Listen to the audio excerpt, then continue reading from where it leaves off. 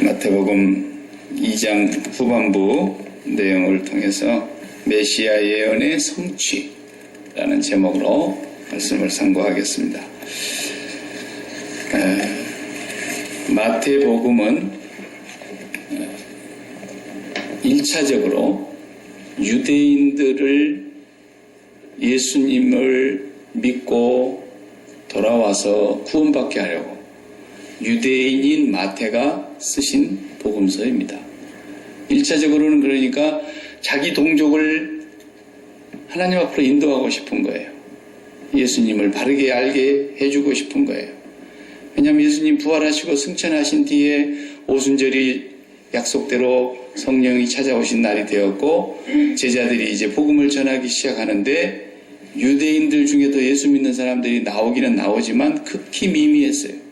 우리가 아는 대로 바울 사도도 처음에는 핍박하다가 자기가 변화를 받고 예수님 만나서 이제 복음을 전하지만 유대인들이 바울을 죽이려고 그러니까 바울이 하나님의 지시를 받아서 이방인의 사도로 보냄을 받지 않습니까? 그러니까 결국은 사도 바울도 자기 동족을 전도해 보려고 애를 썼지만 가장 힘들게 한 사람이 자기 동족이었어요. 그 당시에 예수가 메시아라고 하는 걸 믿는 유대인들은 많지 않았다는 거죠. 그래서 마태는 굉장히 그 안타까운 마음을 가지고 이 복음서를 기록하면서 유대인들이라야만 알 수 있는 내용이 참 많아요. 이 복음서 자체가. 유대인이 아니고는 그냥 이방인들에게 이 복음서를 만약에 읽어보라. 예수가 누구인가를 보라. 그렇게 줬다 그러면 이방인으로서는 마태복음을 읽을 때 마음에 딱 부딪히는 것이 별로 없어요. 1장 1절부터 딱 보세요. 예수 그리스도의 족보를 딱 들고 와가지고 아브라함과 다윗의 자손 예수 그리스도의 족보다. 이렇게 나오니까 이방인이 이거 어떻게 알겠어요?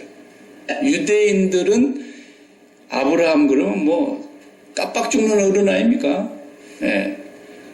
그리고 아브라함을 얘기를 하는데 다윗을 또 들먹거리니까 유대인들이 다윗까지도 뭐 얼마나 다윗을 사모하고 다윗의 나라가 오기를 기대하고 있는데 그 다윗의 자손 예수 그리스도다 이렇게 나오니까 유대인들이 봤을 때 거부 반응이 있죠. 그러나 그 거부 반응을 최소화하기 위해서 족보부터 나간 거예요. 쭉 족보를 기록합니다. 그리고 이제 족보가 끝나고 나서 예수님 탄생에 대한 얘기가 나왔어요. 그리고 2장으로 넘어와서 지난주에 우리가 본 대로 이제 예수님에 대해서 크게 오해한 그런 내용들이 기록이 되어 있죠.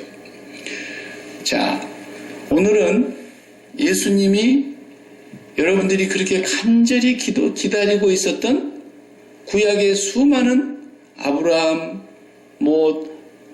야곱, 다윗, 사무엘, 엘리야 할 것 없이 모세 누구를 다 막론하고 구약의 선지자들이 그렇게 기다리고 선포하고 그날을 보기를 사모했던 그 주인공이 바로 예수님입니다. 그 얘기를 하려고 한다는 거예요. 그 얘기를. 밑도 끝도 없이 얘기하면 또 마태도 맞아 죽어요. 근데 맞아 죽을 일을 해야 되지만 맞아 죽더라도 해야 되지만 근거를 갖고 얘기를 하는 거예요. 마태가 굉장히 구약을 통달하고 있었구나 하는 걸 알 수 있어요.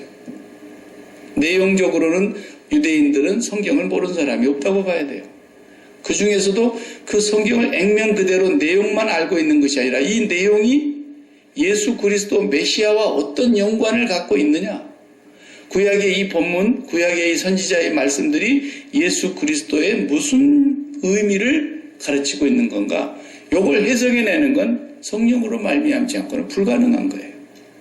그냥 읽는다고 하면 자기 조상들 얘기밖에 더 됩니까? 유대인들로서는 우리 조상 아브라함이 갈대아 우리에 살고 있다가 거기에서 또 하나님께서 영광의 하나님이 그에게 나타나셨는데 너는 본토 친척 아비의 집을 떠나라 그랬다.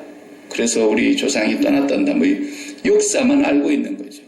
그러나 그것이 뭘 의미하는지는 유대인들이 모르는 거예요. 성령이 임하여 하나님의 자녀로 구원을 받은 백성들에게만 이 구약이 이해가 되는 거예요. 그 구약의 성경에 마태는 굉장히 인용을 많이 했어요. 1장에서도 굉장히 얘기하네.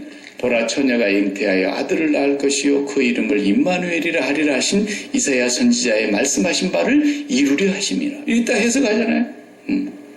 그 마태는 구약의 말씀들을 전부 예수 그리스도와 연관지어서 탁탁 끌고 오는 거예요. 구약 읽으면서 예수님을 발견해내지 못하고 예수님과 연관되어 있는 의미를 찾지 못하면 그냥 구약은 이스라엘 중동 지역에 있는 지금의 유대인들의 역사책인 것이에요. 그냥 아무것도 아닌 거예요. 그걸 해석해낼 수 있어야 된다는 거죠. 왜? 요한복음 5장 39절에 그랬잖아요. 예수님께서 너희가 영생을 얻는, 성경에서 영생을 얻는 줄 알고 날마다 성경을 상고하는데 이 성경이 나에 대해서 증언한 거야. 그랬단 말이죠. 그 성경이 그때 신약이 없었잖아요. 구약을 두고 하는 말씀이에요. 이 성경이 나에 대해서 한 말이야. 부활하셔가지고도 눈이 열리지 않은 그 제자들 엠마오로 2명 막 슬퍼하면서 내려가는데 예수님 따라 붙어가지고 그 집에 들어가서 성경을 풀어주잖아요. 모세의 글과 시편에 나를 가리켜 한 말이 이루어져야 된다는 것이 바로 이것이다. 쭉 풀어서 설명해 주는데, 그리고 이제 떡을 떼서 축사를 하는데 예수님이 잠깐 보였는데 사라져 버렸어요. 이게 성경의 시편을 읽는데도 예수님을 발견해야 되는 거죠. 모세의 글을 율법서를 읽어도 예수님을 발견해야 돼요. 이게 예수님과 무슨 관련이 있는 거냐라는 거예요. 그걸 해석해내는 것이 이제 성령의 역사로 말미암아 가능한 것이고, 또 이제 오늘날에 와서는 신학자들이 주로 이제 신학적인 작업을 하는, 학문적인 작업을 해서 그런 노력을 해서 또 일반 성도들이 성경을 보기 쉽고 이해하기 쉽게 풀어놓은 주석서들도 많이 있고 그러죠. 이 마태는 오늘날로 말하면 대단한 신학자죠. 마태를 능가할 만한 신학자가 있겠습니까? 왜? 구약을 이렇게 해석을 끄집어와가지고 이게 봐라. 구약의 아무개 선지자 한 말이 바로 이분을 두고 한 얘기인데 이루어졌지 않냐. 이게 쑥쑥 뽑아오는데 벌써 2장에서도 4군데나 뽑아왔어요. 2장을 우리가 지난주에 본 내용이 6절이잖아요. 지난주에 본 6절을 보면은 어디죠? 유대 땅 베들레헴에서 난다 그랬습니다. 석기관이나 율법학자들이 얘기를 하니까 미가서 5장 2절에 그 말씀을 딱 인용했어요. 네. 마태는 미가서 5장 2절에 미가 선지자의 예언을 봐라. 유대 땅 베들레헴에서 나온다고 분명히 말씀했지 않느냐. 베들레헴 에브라다야 너는 유다 고을 중에서도 작지 아니하도다. 우리를 다스릴 자가, 유다를 다스릴 자가 너에게서 나온다 했다. 베들레헴에서. 그의 근본은 태초부터 계신 분이다. 이렇게 얘기하고 있는 그 미가 선지자의 예언을 그대로 인용해 와서 마가는 또 이 본문에다 기록하면서 바리새인들 너희들이 대답한 거 아니야. 너희들이 헤롯 왕이 물을 때 그분이 그래서 베들레헴에서 난 것 봐라. 이런 얘기 하나하나가 이제 예수님을 풀어가는 구약을 예수님으로 맞추어서 해석해 나가는 작업이에요. 그래서 마태복음은 다른 복음서와는 달리 구약의 구조하고도 비슷해요. 구조. 가령 이제 좀 이따 나오겠습니다만은 40일 동안 모세가 40년 동안 애굽에 가 있잖아요. 그죠? 그리고 다시 또 나와서 40년 동안 광야에 있잖아요. 미디안 광야에. 그리고 다시 또 들어가가지고 끄집어 나와서 또 광야에서 40년 동안 있잖아요. 그러면서 그 광야에서 하나님을 섬기는 예배하는 것을 이제 바르게 예배하는 걸 배우잖아요. 우상 숭배를 벗겨내고 참 하나님 여호와 우리를 구원하신 그 하나님을 바르게 알게 하고 예배하는 것을 광야에서 가르치는 거예요. 그러면서 만나도 내리고 물도 주시고 그러는데 그걸 그대로 다시 구약을 신약으로 재해석한 사람이 누굽니까? 바울 사도예요. 바울 사도가 고린도전서 10장에 보면은 내가 너희들에게 이것을 말하는데 너희가 알지 못하는 것을 내가 원치 아니하노니 우리 조상들이 다 어디에요? 바다 가운데서 구름 아래에 있었을 때 바다 가운데서 뭐 했다 했어요? 세례를 받고 그랬어요. 홍해바다 건너온 걸 세례라고 딱 해석을 해놨잖아요. 그리고 반석에서 나는 물을 마셨으니 그 반석은 곧 누구라 했어요? 그리스도라. 예수 그리스도라 그러잖아요. 그리고 거기서 만나를 먹었는데 만나를 먹어서도 다 죽었다고. 광야에서 40년 동안 만나를 먹어도 죽었어요. 그러니까 우리 주님이 오셔서 야 너희 조상들 말이야 그 만나를 먹어서도 다 죽었잖아. 그 만나가 뭘 얘기하는 거냐면 진짜 생명의 떡이 나를 얘기한 거였어. 나를 먹어야 사는 거야. 그 얘기를 하는 거죠. 그러면서 그 광야에서 만나를 먹었어도 다 죽었고 사람이 떡으로만 사는 게 아니야. 마귀가 또 유혹을 하는데 40일 광야에서 금식 기도를 하는데 또 마귀가 유혹할 때 사람이 그 떡으로 사는 게 아니야. 하나님의 입으로 나오는 모든 말씀으로 사는 거야. 그러면서 그 광야의 출애굽의 광야의 시대의 사건을 예수님이 또 거기서 해석을 하는 거예요. 그러니까 마태는 구약을 아주 깊이 이해하고 알고 있는 사람으로서 성령의 감동을 받아서 구약에 증거하고 있는 예수 그리스도의 그 모든 그림자를 다 실체로 연결을 시켜주는 거예요. 예수님하고 이렇게. 그래서 구약을 인용한 내용이 다른 복음서에 비해서 유난히 많고 또 다른 복음서가 다루지 않는 이런 애굽으로 내려갔다 왔다 이런 얘기. 내 아들을 애굽에서 불러내었다 하시는 그런 말씀을 이루리 하십니다. 이런 내용들이 오늘은 우리가 성경을 좀 찾으면서 보겠습니다. 자, 두 번째 2장 15절을 보면은 베들레헴 탄생의 첫 번째 예언이 성취된 걸 말하고 2장 15절에 무슨 얘기냐면 이제 헤롯이 박사들한테 속은 줄 알잖아요. 그 박사들이 꿈에 천사의 지시를 받아서 오던 길로 안 오고 그냥 다른 길로 빠져나갔단 말이에요. 그리고 박사들이 오지 않으니까 헤롯이 박사들한테 속았구나 이렇게 하려고 분노하고 이제 군대를 보내가지고 그 예루살렘과 그 지경에 있는 지방에 사내 아이 2살 아래로 박사들이 왔다 간 걸로 계산을 딱 때려보니까 한 2살 아래로 다 죽이면 그 중에 한 놈은 죽겠지. 예? 메시아라고 유대인의 왕이라고 왔던 그 애도 죽이겠지 이렇게 생각하고 그냥 그 베들레헴 지경의 모든 사내 아이들 2살 아래로 다 죽이는 끔찍한 학살이 일어난 거죠. 그 엄청난 사건이 일어났는데 자세하게는 알 수 없지만 유대인 역사가였던 그런 그 학자들 그런 사람들이 쓰는 그 기록에 의하면 당시 베들레헴은 한 인구가 한 2,000명 정도 됐다는 거예요. 그러면 한 2,000명 정도 사는 그 동네에 아기가 태어나갖고 한 2살짜리 아이들은 한 20가정이나 있었을 거라고 예측을 한다면 그 20가정에 그냥 애들이 2살짜리 아이들을 다 죽여놨으니 온 동네가 초상집이고 얼마나 통곡 소리가 크게 울렸겠어요. 헤롯은 자기가 왕이 되려고 자기 아내도 죽였고 자기 아들도 셋이나 죽인 자식인데 이게 헤롯은 미치광입니다. 근데 유대인을 왕으로 놨다고 동방에서 박사들이 왔다 갔는데 이게 가만히 있을 수가 있어야죠. 죽이는데 이 끔찍한 살인사건의 이 내용이 뭘 의미하는 거냐라는 거죠. 그게 단순한 살인사건이 아니라는 거예요. 한 사람의 정치 지도자가 자기의 왕위를 탐내는 자를 죽이는 순수한 한 인간을 학살하는 그런 사건으로만 볼 일이 아니라는 거죠. 그 얘기를 하면서 갑자기 2장 15절에 또 인용을 하잖아요. 이는 주께서 선지자를 통하여 말씀하신 바 애굽으로부터 내 아들을 불렀다 함을 이루려 하심이라. 이렇게 해석을 딱 해버리는 거예요. 아무도 이런 해석을 내린 사람이 없었어요. 예. 이 마태가 성령의 감동으로 호세아 11장 1절의 말씀을 그대가 여기 이 사건에 딱 갖다 붙이는 거예요. 예. 그리고 에레미야 31장 15절의 말씀을 딱 갖다가 또 붙이는 거예요.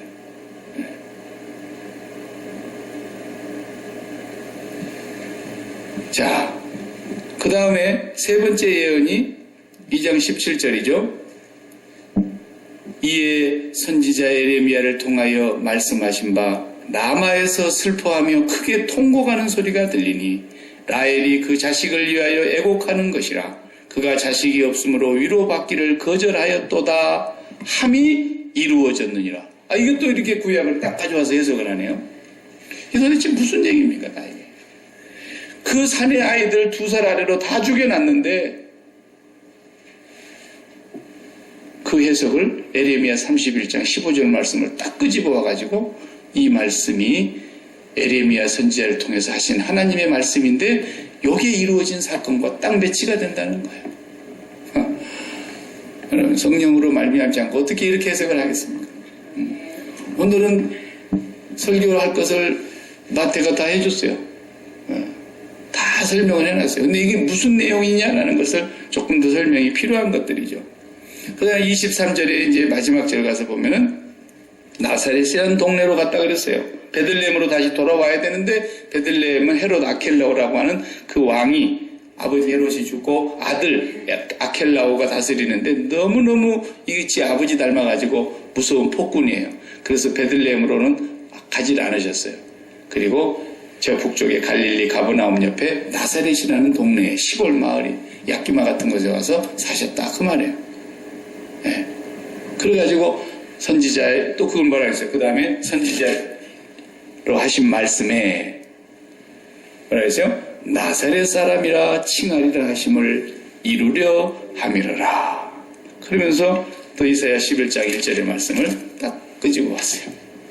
그러니까 그 말씀 한 절 한 절이 전부가 다 예수님과 연관이 있었던 말씀이라는 거죠. 그러니까 여러분, 우리가 구약이 39권이고 상당히 내용이 방대하고 길지만 이 구약 안에서 예수 그리스도와 매치가 되고 구약이 그림자라면 성취가 된 실체가 예수님인데 이 모든 성경은 나에 대하여 한 얘기라고 예수님이 말씀하셨는데 그 예수님과 매치를 시키지 못하는 말씀이 되면은 그럼 뭐 아무것도 아니죠. 그냥 지식이고 역사에 대한 하나의 이해고 옛날 2000년 전에 아니면 3000년 전에 뭐 아브라함의 시절에 무슨 일이 있었다더라 이런 얘기로 끝나는 거예요. 구약은 그림자지만 왜 필요하냐? 예수 그리스도가 실체가 오셨는데 이분이 하늘로부터 뚝 떨어진 갑자기 나타난 도깨비 같은 사람이 아니라는 거죠.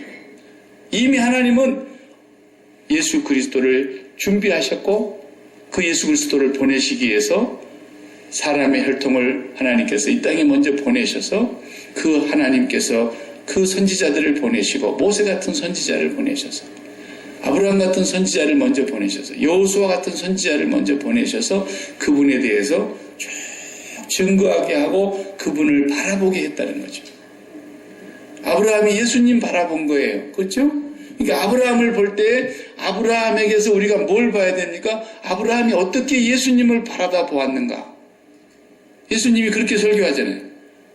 너희 조상 아브라함이 나의 때 볼 것을 즐거워하다가 보고 기뻐했느니라 그랬잖아요. 그 시간적으로는 공간적으로는 말도 안 되는 얘기 아닙니까? 예수님과 아브라함하고는 4000년의 차이가 나는데 시간적으로 어떻게 돌멩이 맞을 얘기를 하잖아요. 예수님이. 그러니까 돌멩이로 치려고 그랬잖아요. 네가 50살도 안 돼 보이는데 뭐 네가 아브라함을 봤어? 그러니까 아브라함이 나기 전부터 내가 있었느니라 이러니까 그때 돌멩이가 날아오려고 그랬잖아요. 예. 아브라함을 못 오가는 것을 참을 수가 없었어. 그러니까 아브라함을 볼 때 아브라함을 우리가 미화시키면 안 돼요. 아브라함의 위대한 점은 다른 데 있는 것이 아니라 그 4000년 전에 아브라함이 2000년이군요. 예수님에게서 아브라함이 2000년 전에 아브라함이 예수님을 믿음의 눈으로 바라봤다는 거예요. 얼마나 놀라운 일입니까? 그러니까 이거 어떻게 자기 힘으로 되겠어요? 하나님이 선택하셨고 하나님이 부르셨고 하나님이 그를 눈을 열어 보게 하셨으니까 가능한 거죠. 우리도 마찬가지입니다. 2000년 전에 베들레헴에 오셨는지 아셨는지 봤어요, 여러분? 우리가 그분을 나의 주, 나의 하나님으로 믿고 고백하는 것이 그게 어떻게 그냥 인간적인 생각으로 되는 겁니까? 아무리 믿어보려고 해도 안 믿어지는 사람도 있는데 우리는 믿어보려고 애를 써갖고 믿은 게 아니잖아요. 성령이 오셔서 진리를 가르쳐 주셔서 우리가 그것이 이스라엘 역사가 아니라 나를 위한 역사라는 것을 깨닫게 해주신 거죠. 나의 사건이고 나의 현재의 사건인 것을 날마다 우리가 마음의 눈으로 느끼고 마음으로 깨닫고 살아가는 거죠. 그러니까 이 구약의 말씀들을 전부가 다 마태는 이제 마태를 해석할 때 우리가 그 눈으로 봐야 되는 거예요. 마태를 그냥 그 본문만 뚝 빼가지고 보면은 막 기적이 일어난 사건, 사람이 죽었다가 살아난 사건, 막 여러 가지 사건들이 복합적으로 있는데 그 사건 하나를 자체적으로 놓고 보면은 절대로 못 보는 거예요. 구약과 반드시 연관되어서 봐야 이게 해석이 되게 돼 있다는 뜻이에요. 자, 네 가지에 있는데 자세하게 보지는 못해도 우리가 한 가지씩은 성경을 찾으면서 좀 봐야 될 것입니다. 자, 호세아서를 이제 보겠어요. 호세아의 이 얘기가 2장에 나오지 않습니까? 2장 15절이 호세아 11장 1절을 여러분들이 한번 찾아서 읽어보세요. 그럼 도대체 그게 무슨 말씀이 거기에 기록이 되어 있길래 그 호세아 선지자의 말씀을 이루려 하심이라 하셨는지요? 시작.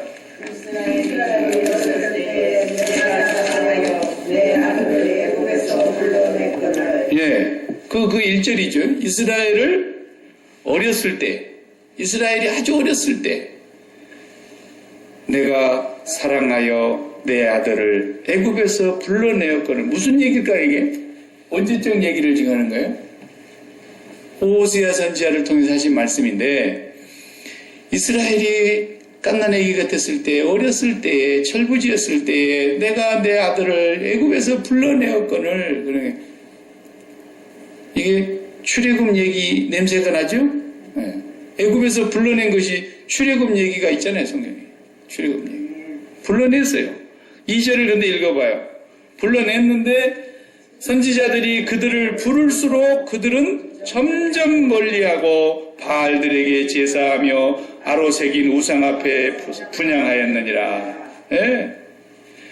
그러나 내가 에브라임이 지금 이스라엘의 자식들 아닙니까? 요셉이 에브라임과 므낫세를 낳았잖아요. 그러니까 그 후손들을 다 통틀어서 하는 얘기들이에요. 그냥 그 이스라엘이라는 말과 크게 다르지 않은 거죠. 에브라임에게는 걸음마를 가르쳤고 내 팔로 안았고 내가 그들을 고치는 줄을 그들은 알지 못하였도다. 내가 사람의 줄 곧 사랑의 줄로 그들을 이끌었고 그들에게 대하여 그 목에서 몽에를 벗기는 자 같이 되었으며 그들 앞에 먹을 것을 두었노라. 그렇게 사랑했다는 거예요. 애굽에서 끄집어내가지고 그들을 그렇게 사랑했건만 끄집어낸 것부터가 사랑이잖아요. 그랬건만 이들은 선지자들이 얘기하면 할수록 멀리 도망간다는 거예요. 멀리. 어디로 도망가는데 바알한테로 가고 아세라 우상한테 가고 아로새겨 놓은 우상 섬기는 데로 가고 전부 그런다는 거예요. 그래도 끝까지 팔로 안아서 키웠고 업어서 키웠고 먹이며 키웠고 그리 하나님 돌봤는데 어디에요? 5절에 그들은 애굽 땅으로 되돌아가지 못하겠거늘. 거기는 다시 되돌아갈 땅이 못 되는데 애굽 땅에서 끄집어내놨는데 되돌아가지 못할 그곳으로 그렇게 돌아가려고 하는데 어때요? 내게 돌아오기를 싫어하니 어디로 보내겠다는 거예요 이제? 아수르가 그들의 임금이 될 것이다. 아수르 사람이. 이제 이스라엘이 아수르에 망하잖아요. 721년에 BC. 그 북이스라엘 땅이 BC 721년에 그만 아수르가 쳐들어와가지고 싹 다 잡아가고 죽이고 해버렸잖아요. 없어져 버렸잖아요. 이스라엘이 그때.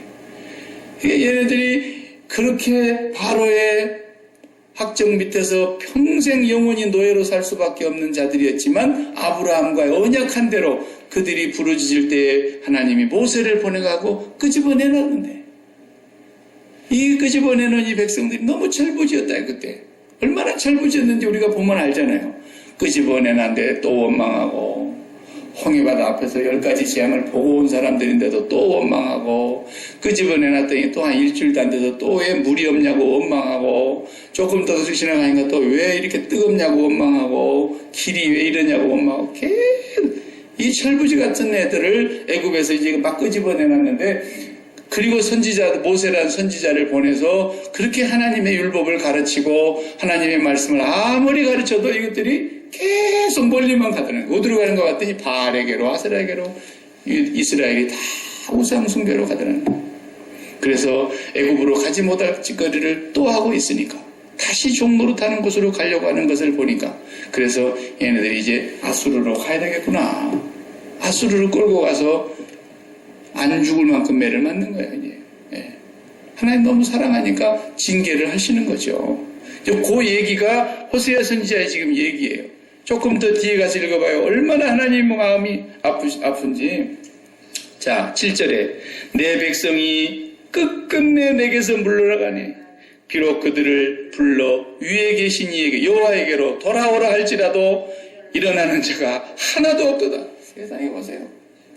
결국은 그래서 8절에 하나님의 마음을 그렇게 얘기해놨잖아. 에브라임이여 내가 어찌 너를 놓겠느냐 포기하겠느냐는 거예요.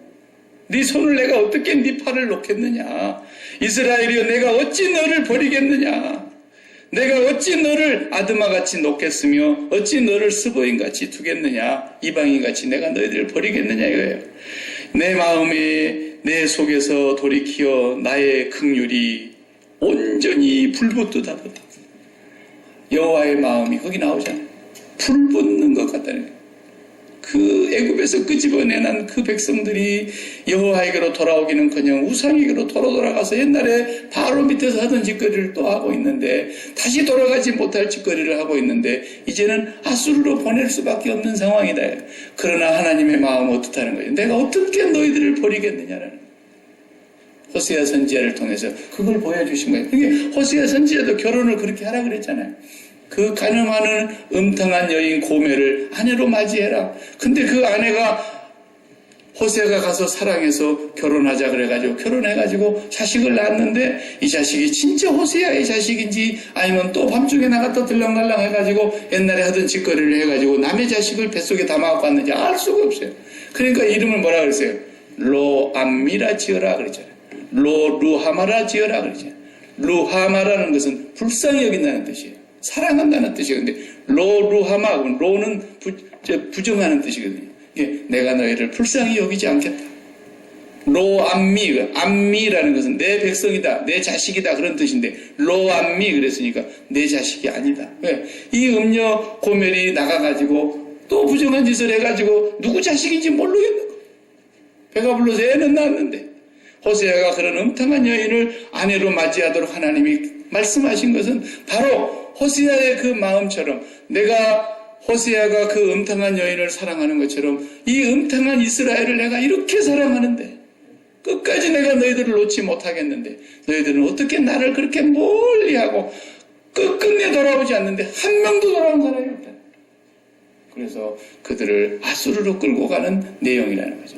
근데 갑자기 이 본문의 1절의 말씀을 쑥 끌고 와가지고 마태가 예수님께서 헤롯이 죽이려고 하자 천사의 현몽을 통해서 요셉이 밤중에 일어나 예수님과 그 어머니 마리아를 데리고 애굽으로 가 있었다가 애굽에서 헤롯이 죽기까지 기다리라 그래가지고 하나님께서 죽은 뒤에 다시 천사를 보내서 이제는 너를 죽이려는 자가 죽었으니까 돌아와라. 그래가지고 그 밤중에 또 일어나서 요셉은 아기 예수와 그 마리아를 데리고 애굽에서 들어왔다 이스라엘로.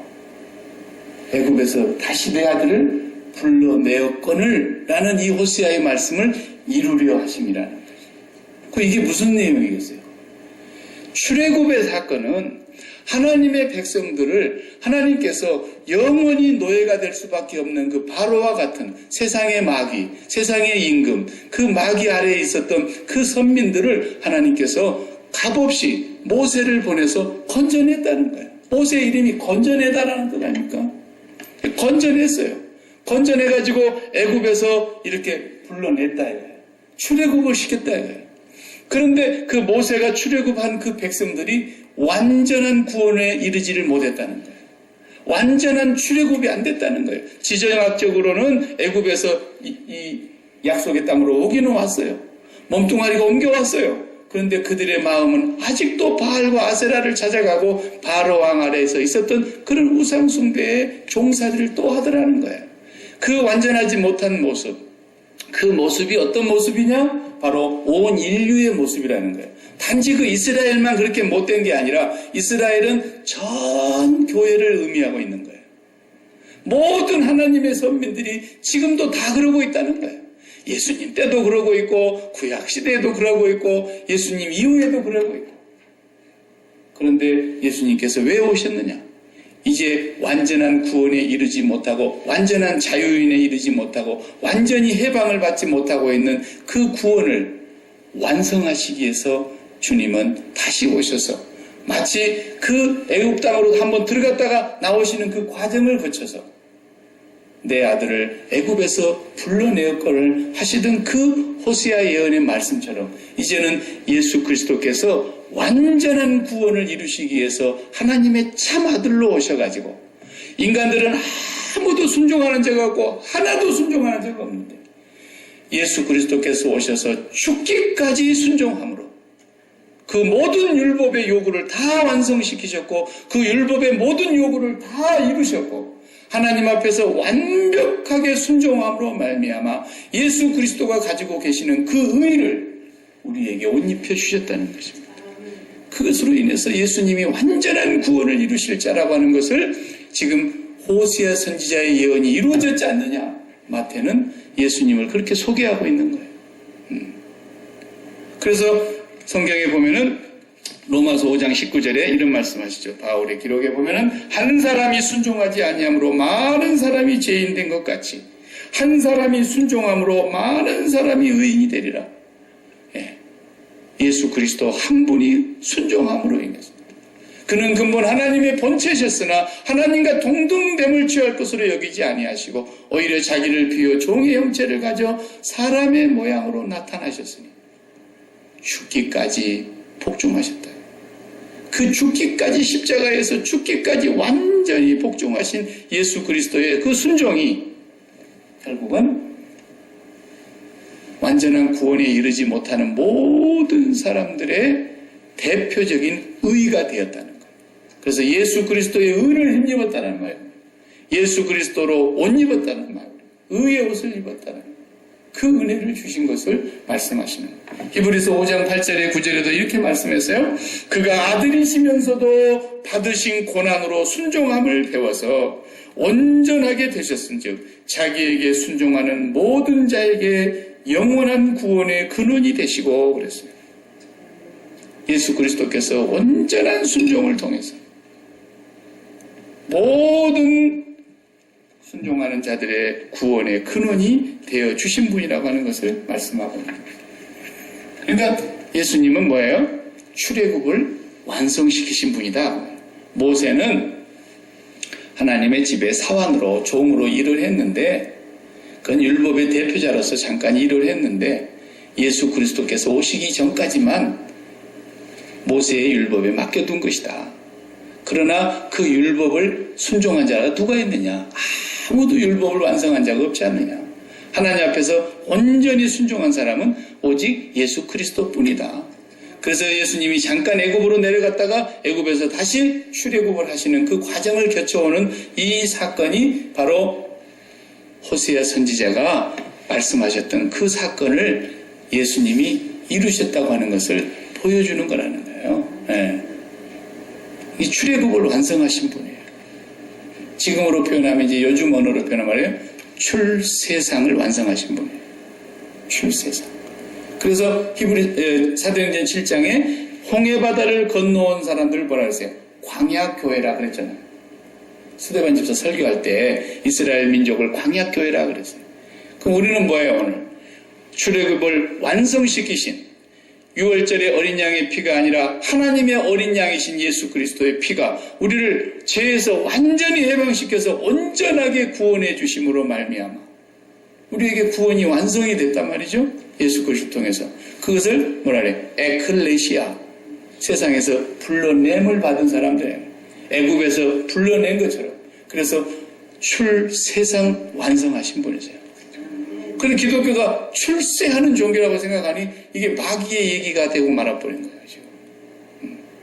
세상에서 출세하면 하나님께 영광이 된다고 그러는데 그런 B급 영광을 가지고 하나님의 영광을 얘기하려고 그러는 그런 우리가 뭘 해갖고 하나님의 영광이 되는 줄 아는 것은 그건 기독교가 아니에요. 하나님은 이미 영광스러운 분이세요. 그래서 예수님께서 땅에서 기도하실 때에 창세전에 아버지와 내가 함께 누리던 그 영광을 저희들에게도 주시기를 원합니다 그랬지. 어디 세상 영광을 구하라 그랬어요. 세상 영광을 구하는 것 자체가 사단의 수하에 있는 것이죠. 세상의 영광을 아무리 가져도요 하나님께 영광이 안 돼요. 그런 걸 아셔야 돼요. 예수 믿는 사람이 대통령 되면 하나님께 영광 될 것 같습니까? 안 되잖아요. 안 되잖아요. 절대로 안 돼요. 하나님께 영광이. 그렇게 해갖고 영광이 되는 것이 아닙니다. 이미 하나님은 영광스러우신 분이세요. 이 세상에 어느 누구에게도 하나님은 영광을 빼앗기지 않으시는 분이세요. 하나님의 어떤 우상에게도 자기 영광을 주시지도 않는 분이세요. 하나님의 영광이 막 이렇게 땅에 떨어졌도다. 우리 표현이 그렇지 하나님의 영광이 어떻게 땅에 떨어집니까? 절대로 그분의 영광은 훼손되지 않습니다. 네. 우리가 하나님의 이름을 욕되게 하는 거죠. 욕되게 하는 거예요. 하나님의 이름이 거룩히 여김을 받지 못하게 한다고 말해요. 반대로 완전히 욕되게 하는 거예요. 네. 너희들이 하나님이 제일 좋다며? 하나님이 제일 좋다며? 그 말이 하나님이 제일 거룩하다며? 그 말 아니에요? 근데 하나님이 그렇게 거룩하고 너희들에게서 최고로 좋다는데 아이고 돈 좋아하는 거 보니까 말만 그렇지 하나님을 무슨 최고로 좋아해. 다 돈을 좋아한다. 돈을. 그러니까 하나님이 거룩히 여김을 받지 못하는 거예요. 근데 돈님이 와가지고 막 춤을 추고 막 살랑거리고 막 돌아다니는데도 돈보기를 돌보기처럼 하고 돈보기를 그냥 소가 닭 보듯이 하고 그러니까 돈이 기분이 나빠가지고 아니 천하만민 가운데 나를 싫어하는 사람이 있어? 나를 닭 보듯이 하는 사람이 있어? 누가 그런가 봤더니 돈 그까짓 거 하나님이 최고지 이러면서 안 쳐다보는 거예요. 이야 돈이 예수 믿는 사람 앞에 와서는 기가 팍 죽는 거예요. 그래야 그게 하나님께 영광이 그때 과연 하나님이 영광스러운 분이시구나 하는 것이 증명이 되는 거란 말이에요. 영광스럽지 않았던 분이 영광을 올라가는 게 아니고 그러니까 우리가 뭘 해서 영광스러운 게 아니에요. 착각하면 안 돼요. 기독교는 그런 종교가 아니에요. 세상 종교가 아니라고요. 하나님이 정말로 우리에게 원하신 건 뭔지 아세요? 우리가 뭘 잘하는 걸 원하지 않으신다니까요. 착각하고 있어요. 기독교인들이. 하나님이 정말 원하시는 건 뭐냐면 내가 너를 애굽에서 불러냈다. 내가 너를 얼마나 사랑하는지 아느냐. 에브라임아 내가 너를 어떻게 놓겠느냐. 내가 어떻게 너를 모른 채 하고 손을 놔버리겠냐는 거예요. 내가 너를 사랑하는 그 불붙는 사랑이 그걸 알아달라는 거예요. 내가 얼마나 너를 사랑했으면 독생자를 세상에 보내어 십자가에 죽기까지 내가 너를 놓지 못하겠느냐는 거예요. 그 사랑을 알아달라는 거예요. 그 사랑을. 우리가 애들 키워보면 알잖아요. 부모들의 심정이. 애들이 뭐 돈 많이 벌어가지고 막 원하는 거 그냥 다 사다 주고 그냥 여행 보내주고 막 고대강실 기아집에서 살게 해주고 그런 것보다도요. 정말로 자식들이 부모의 그 희생과 부모의 헌신과 부모의 그 측량할 길이 없는 높고 높은 하늘이라 말들을 하지만 나에게는 더 높은 게 있다. 우리 부모님의 사랑. 그거 알아주는 거 아닙니까? 알아주는 거. 그걸 알아주는 자식이라 그러면 부모한테 잘못할 수 있겠어요? 그러니까 그거 아는 게 먼저예요. 그걸 맛보는 게 먼저예요. 그런데 그것은 하나님의 사랑은 온데간데 없고 전부 다 내가 사랑하는 게 따로 있는데 그것이 잘되게 하기 위해서 기도하고 그것이 잘되게 하기 위해서 하나님 찾고 이게 다 간음하는 거고 우상 숭배하는 것인데 하나님 간음을 성공하게 해주세요. 맨날 그렇게 기도하고 있잖아요. 이 세상 것을 구하는 자체가 간음을 성공하게 해달라고 하는 기도 아닙니까? 주기도문이 그런 겁니까? 주기도문은 그런 내용이 눈꼽만도 없다고요. 그러니까 예수님께서 이 땅에 오셔서 우리를 완전한 출애굽을 시켜서 완전한 출세상을 시켜서 이 마음이 정말 나를 이토록 사랑하신 하나님을 알아달라는 거예요. 알아달라는 거예요. 그것만 알아달라는 거예요. 그것이 예수 제일 잘 믿는 겁니다. 예수 제일 잘 믿는 거예요. 그 하나님의 사랑을 알기를. 그래서 사도 바울이 에베소서 3장에 내가 하늘과 땅에 모든 족속에게 이름을 주신 아버지께 무릎을 꿇고 비노니. 그러세요. 그 영광의 풍성함을 깨달아 알기를 원하고 그 예수 그리스도를 통해서 우리에게 주신 사랑이 얼마나 큰지 얼마나 높은지 얼마나 깊은지 얼마나 길이가 긴지를 깨달아 알아 우리의 믿음이 거기에 뿌리가 박히기를 원한다 그랬잖아요.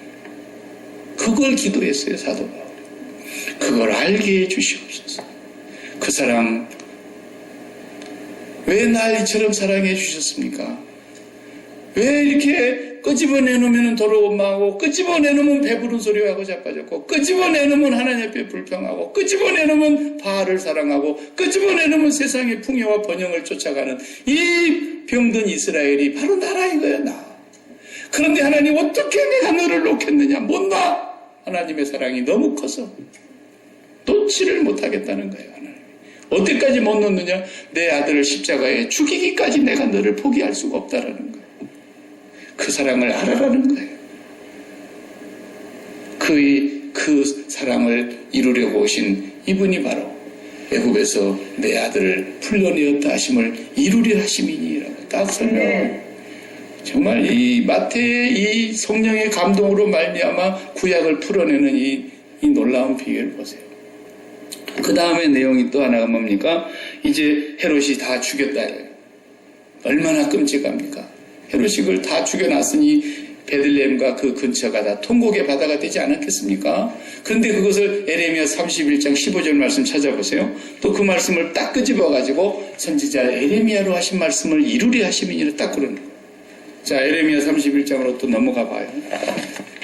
15절. 31장이 너무너무 중요한 예수님을 소개하고 있는 장인데 거기를 그냥 딱 끄집어내는 거예요. 에레미야 31장 15절. 여호와께서 이와 같이 말씀하시니라. 라마에서 슬퍼하는 통곡하는 소리가 들리니 라헬이 그 자식 때문에 애곡하는 것이라. 그가 자식이 없어져서 위로받기를 거절하는도다 하심을 이루리 하심이니. 그러면서 마태복음 2장에 딱 끄집어왔잖아요, 그 말씀. 그리고 헤롯 왕이 2살 아이에 베들레헴에 사는 그 아이들을 다 산의 아이들을 죽여가지고 그 어미들이 통곡을 하고 창자가 끊어지는 통곡을 하고 있는데 그 통곡 소리가 에레미야 31장 15절에 라마에서 통곡하는 소리가 들렸는데 라헬이 자식이 없어져서 우는 그 소리, 그것을 이루려 하심이니라 딱 그러는 거예요. 이게 뭔 얘기입니까? 좀 더 읽어봐야 알아요. 그런데 한 절만 딱 끄집어 왔지만 그렇게 해서는 다 모르죠. 자, 16절 또 읽어보세요. 31장 16절에 여호와께서 이와 같이 말씀하시니라. 내 울음소리와 내 눈물을 멈추어라. 내 일에 삭슬 받을 것인즉 그들이 그의 대적의 땅에서 돌아오리라. 여호와의 말씀이니라. 너의 장래에 소망이 있을 것이라. 너의 자녀가 자기들의 지경으로 돌아오리라. 여호와의 말씀이니라. 쭉 지금 말씀하시는 거예요. 지금 이제 에레미야 31장의 내용은 무슨 얘기입니까?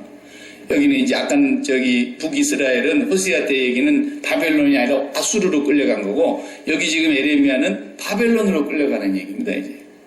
그럼 라마라고 하는 것은 이제 라마에서 통곡 소리가 들렸다는 얘기를 하는데, 거기가 어디냐면은 야곱이 이제 다시 아버지 집으로 돌아올 때에 형 예세를 만나고 오는 길이 있었잖아요. 그 오다가 막둥이 12번째 아들 베냐민을 자기 부인 라헬이, 정말 사랑했던 라헬이 딱 두 남자밖에 못 낳았잖아요. 요셉 하나, 그리고 막둥이 12번째 베냐민을 낳았어요. 근데 베냐민이 임신이 돼가지고 이제 고향으로 돌아가고 있는 노중에서 낳았단 말이에요. 근데 그 베냐민이 창세기 35장의 얘기죠. 낳다가 낳아놓고 죽어가는 거예요. 너무 힘들게 아마 출산을 했던가 봐요. 그래서 죽어가면서 뭐라 그랬어요? 네가 아들을 낳았다 그러니까 이름을 어머니가 지어주고 죽잖아요. 이름을 베논이라 하라 그랬어요. 베논이라 그랬어요. 뭐라 그랬어요? 슬픔의 아들. 슬픔의 아들. 네. 그러니까 야곱이 나중에 이름을 바꿨죠. 벤야민이라고. 야민의 아들 그렇게 바꿨어요. 야민이라는 것은 오른손이라는 뜻이거든요. 오른손의 아들, 힘 있는 아들, 굳센 아들이다. 이렇게 이제 이름을 바꿨어요. 그리고 라헬이 거기에 라마의 근처에서 무덤이 거기가 있다고 그랬잖아요. 거기에 묻혔어요. 네. 자, 근데 갑자기 이 라헬의 통곡하는 얘기, 아들이 자식이 없어져서 통곡하는 소리라고 그랬어요. 자식이 없어져서. 그러니까 이 본문을 어떻게 해석해야 되겠어요? 자식이 없는 건 아니에요. 자기가 죽었지.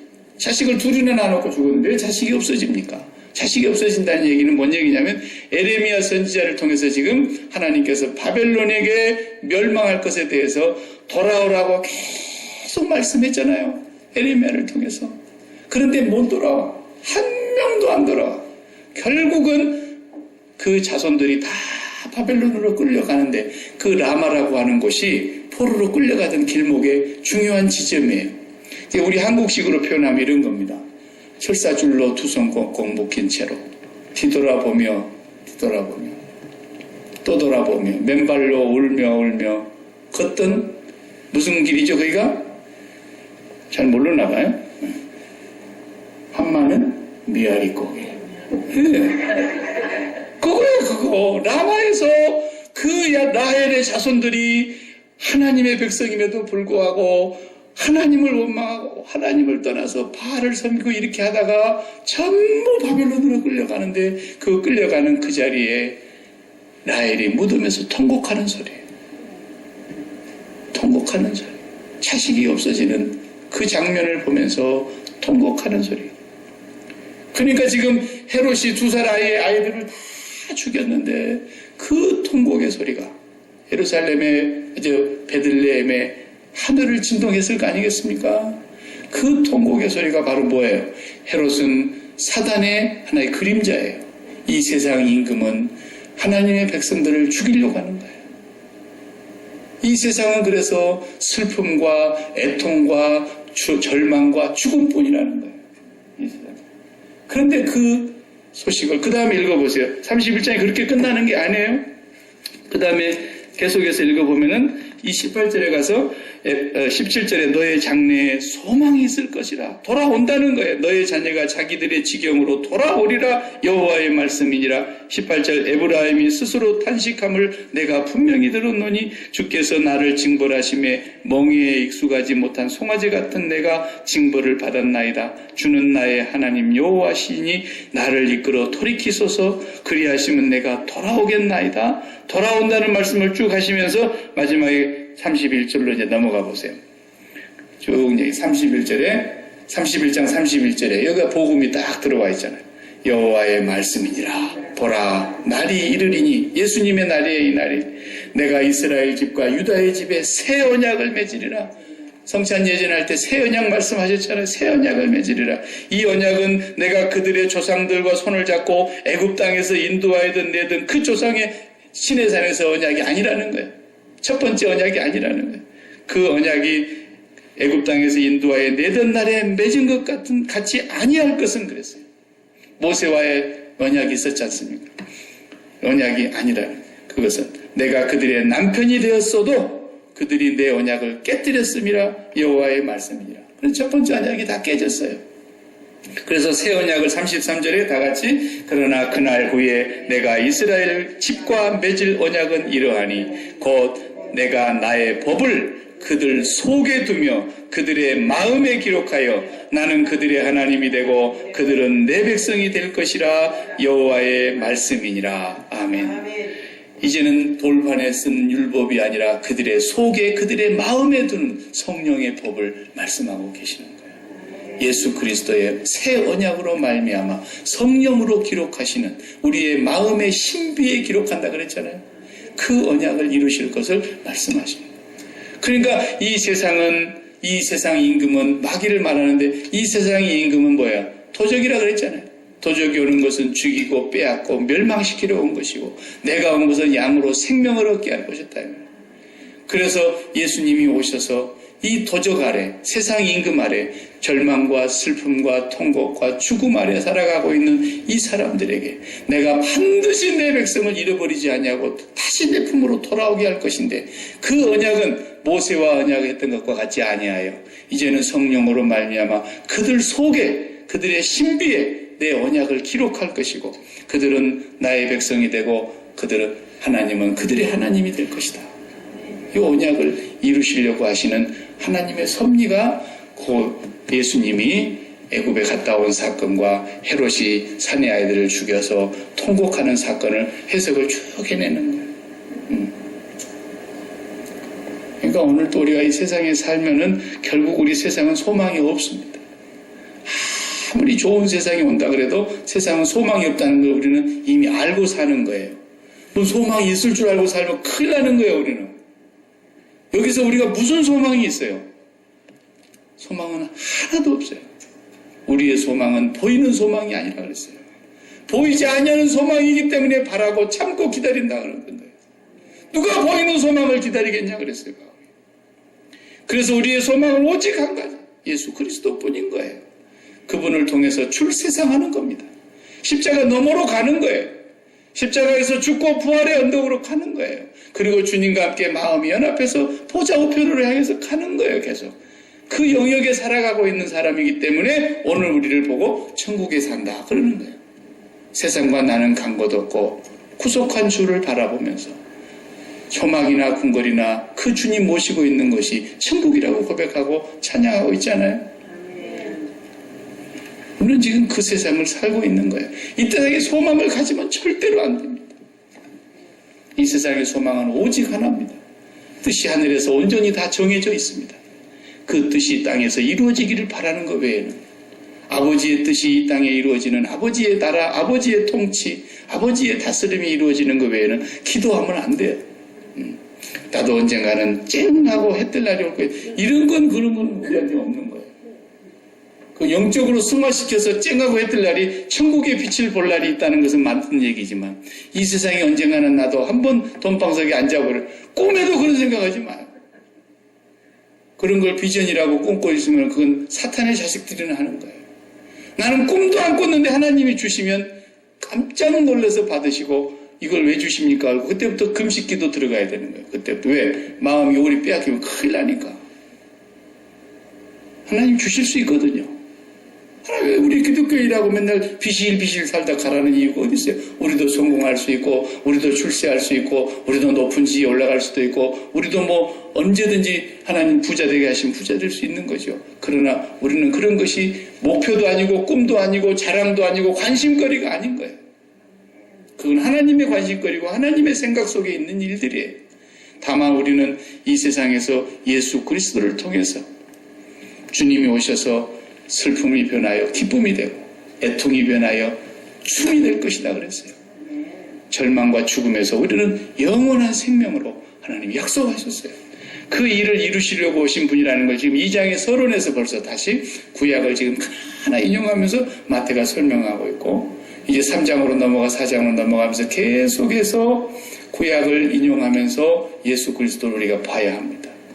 이분이 실체가 어떤 분이며 이분이 우리에게 무엇을 주려고 오신 분이며 그분이 하신 모든 말씀들이 무슨 뜻인가를 알아야 돼요. 어제도 어떤 목사님이 저한테 이제 매일 명상하고 묵상하는 말씀을 보내주시는 목사님이 계세요. 제가 늘 그걸 이제 받아서 읽어요. 깨떡으로. 뭐 그런 걸 보내면 막 사람들이 싫어하고 그런 사람들이 있다. 나는 하나님 말씀을 보내는데 뭐 싫을 게 뭐가 있겠어요? 하나님 말씀을 보내는데 가만히 읽어보니까 꽤나 애를 쓰시는 것 같아요. 자기 교인들을 다 보낸대요. 그걸 해가지고. 나한테까지 보내더라고. 그래서 참 열심입니다. 나는 어묵을 좋아하는데 그분은 오묵을 꼭 보내. 오늘의 묵상의 줄임말이 오묵이에요. 그리고 이제 또 찬송가, 오늘의 찬송을 오찬이라 그러대요. 그럼 오묵과 오찬 보냅니다. 나는 어묵이 좋은데 내가 농담도 하고 그랬는데 어제 보낸 건 뭐였냐면 화평케 하는 자는 복이 있나니 저희가 하나님의 아들이라 일컬음을 받을 것이며 이렇게 이제 7번째 복에 대해서 이제 왔어요. 그래서 내가 매번 오면 내가 이제 읽고 묵상하고 나도 받은 은혜를 나누고 이렇게 하는데 제가 답변을 보낼 때 이렇게 했어요.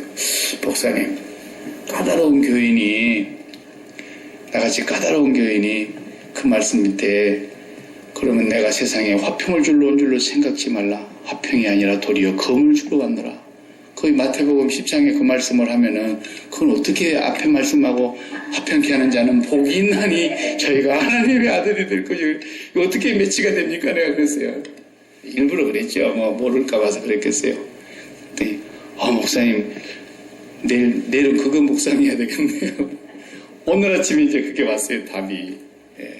그래서 그 목사님이 참 귀한 말씀이 왔어요. 그래서 내가 너무 감사하고 너무 참 기뻤어요. 야, 참 이 목사님 귀한 목사님이다. 나 그 본문을 그렇게 해석하는 사람을 별로 못 봤어요. 내가 세상에 화평을 주러 온 줄로 생각지 말라. 화평이 아니요 도리어 검을 주러 왔느라. 그 예수님 말씀이 서로 상치되잖아요. 내가 너에게 주려고 하는 것은 평안이다 이랬는데, 평강의 주님이요 지극히 높은 곳에서 하나님께 평화요 아주 영광이요 사람들 중에는 평화다 막 이랬는데, 이 본문이 어떻게 됩니까? 그러니까 이것을 우리가 제대로 해석하지 못하면 엉뚱한 길로 가버리는 거예요. 엉뚱한. 부모를, 내 형제를, 내 처자를, 내 목숨을, 내 재산까지 미워하지 아니하면 절대로 내 제자가 되지 못하리라 이랬는데, 그런 말씀들을 벌로 듣는 것 같아요. 교회 다니는 사람들이. 아니 그걸 미워하지 않으면서도 자기가 제자인 줄 알아. 주님 따라가고 있다고 생각하는 거예요. 나 정말 웃기고 있어요.